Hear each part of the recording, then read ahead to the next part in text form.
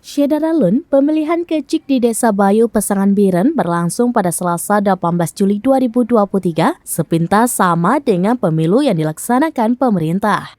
Ada panitia pemilihan kecik atau P2K terdiri dari kelompok penyelenggara pemungutan suara atau KPPS, ada linmas dan unsur lainnya yang umumnya kaum perempuan.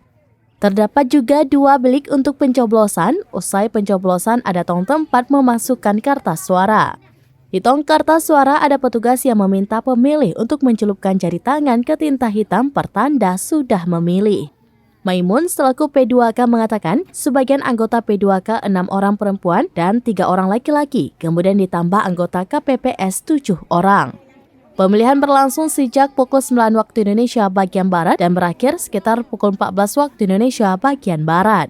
Dalam pemilihan kecik, jumlah warga yang berhak memilih sesuai daftar pemilih tetap atau DPT adalah 344 orang dan yang hadir memberikan hak suara 177 orang.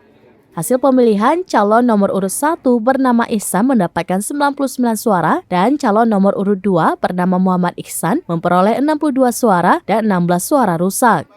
Ihsan akan menggantikan Kecik Zulkarnain yang akan berakhir masa tugasnya pada Oktober mendatang.